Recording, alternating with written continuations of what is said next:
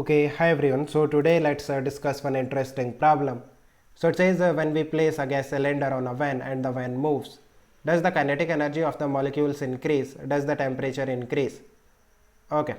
So let's say हमारे पास एक gas cylinder है एंड इस गैस सिलेंडर के लिए हमें काइनेटिक एनर्जी की स्टडी करनी है. Kinetic energy is nothing but 3 by 2 of PV, or you can also write 3 by 2 of nRT because PV is nothing but nRT. Now आप देखो 3 by 2 तो कांस्टेंट है, जो वॉल्यूम है इस सिलेंडर का वो भी कांस्टेंट रहेगा. It means everything depends upon pressure. अगर प्रेशर इंक्रीज हो गया देन काइनेटिक एनर्जी भी इंक्रीज हो जाएगा एंड टेम्परेचर भी इंक्रीज हो जाएगा. नाउ प्रेशर को हम कैसे स्टडी करते हैं? प्रेशर को हम स्टडी करते हैं with the help of collision of the molecules. जो मॉलिक्यूल्स है ना गैस के, उनका कोलिजन होता है वॉल्स के साथ. एंड कोलिजन से क्या होता है कि जो मॉलिक्यूल्स है उनका जो मोमेंटम है वो चेंज हो जाता है. And rate of change of momentum that is force. And force को जब हम एरिया से डिवाइड करते हैं तो हमें प्रेशर मिलता है.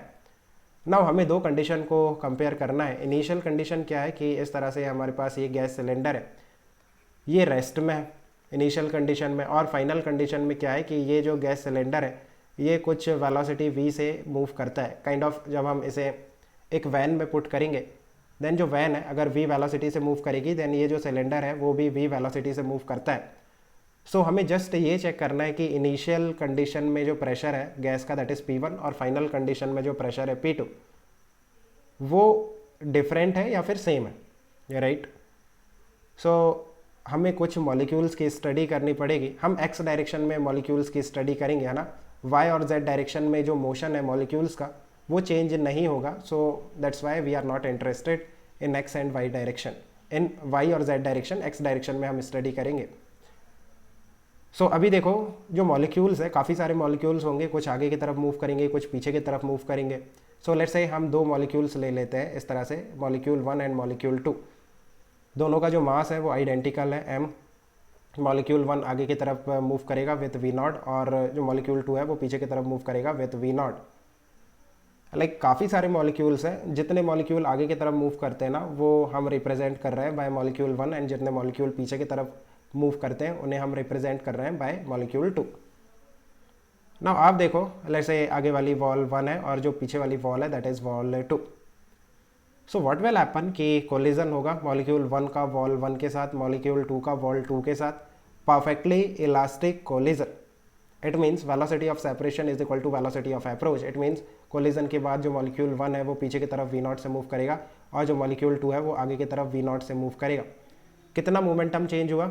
मॉलिक्यूल 1 का इनिशियल मोमेंटम आगे की तरफ कितना था? mv0. कोलिजन के बाद कितना हो गया? पीछे की तरफ mv0. कितना चेंज हुआ मोमेंटम में? 2mv0.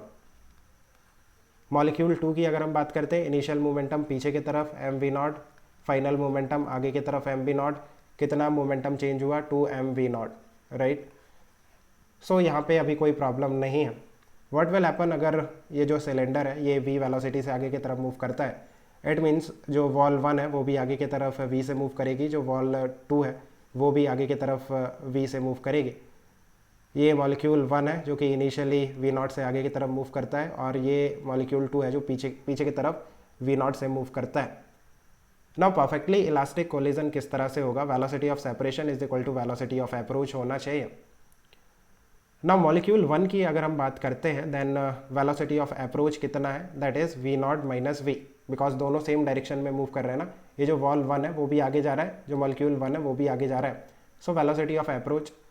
कोलिजन के बाद लेट्स से ये जो मॉलिक्यूल 1 है ये पीछे की तरफ मूव करने लगा with some velocity let's say v1.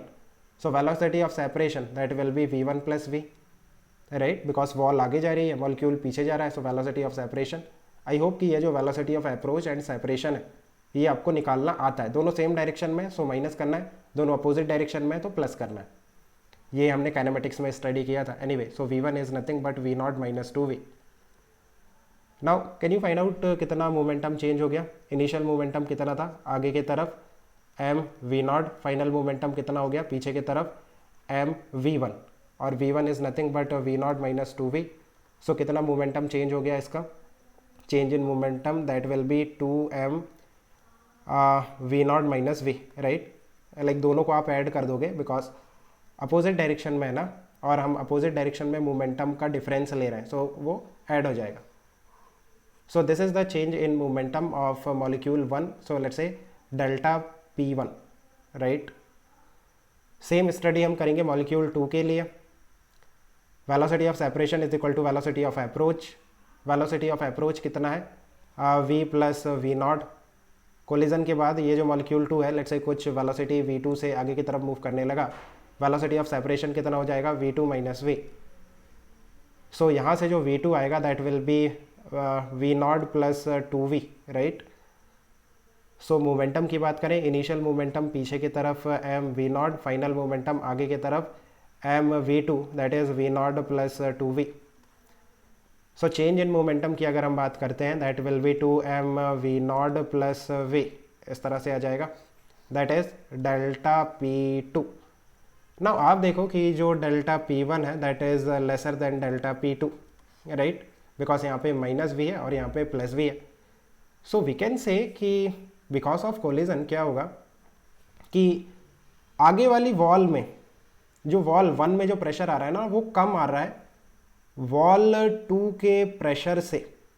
But एक कंटेनर है, एक गैस है, तो एक ही प्रेशर होना चाहिए, राइट.